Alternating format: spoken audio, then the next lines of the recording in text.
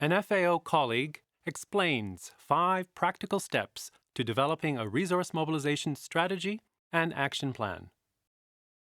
Well, maybe I should start by explaining what is a resource mobilization plan, because a lot of people maybe think this is some complicated thing when actually it's something quite simple. Let me take an analogy of a business, Apple, which is a great success, Steve Jobs.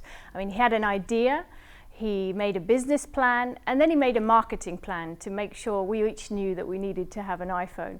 So that's really what a resource mobilization plan is. It's a marketing plan. It's marketing what FAO does well to our partners and to show that we have the comparative advantage over others. So if I think about some steps or some key ingredients, if you like, to do with a plan, what would you do first? Well, I would say, first of all, it's important to identify your partners, know your donors, in other words. Make sure you know what their priorities are vis-a-vis our priorities, and then go about making that connect and matching our interests, and therefore you can start engaging them, which is the second step. Engaging them through multiple means. Ultimately, it's about relationship, because we are all very relational beings, and many times resource mobilization happens through knowing somebody, connections in the field. The third ingredient, I would say, that is very critical, and in fact one could even argue that maybe it shouldn't be just the third, because you have to think about negotiating, and they have to be an acceptable source. We can't engage with any of the private sector without checking that it's an acceptable source to protect our reputation, for example.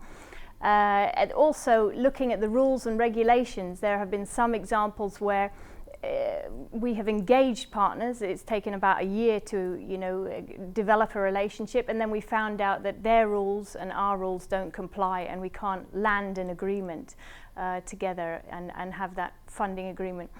And then number 4 is also critical. It's manage and report efficiently and effectively. Of course, if you get the money, you need to show you're a trustworthy and accountable partner, and managing the money effectively. Also dispersing it quickly but wisely, and reporting back. And reporting, I would say, it has to be a very honest reporting relationship. You know, things can go wrong, and it's very good to say this is what went well and this is what went wrong. Development is inherently complex, and so it's very important to be very frank about what works and sometimes what doesn't, and brainstorm maybe some things that could go better next time.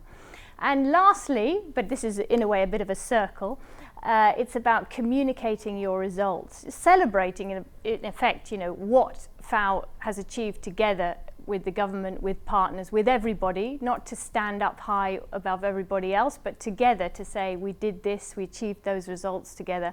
And that indeed will help you keep your partner, but it will also help attract other resource partners.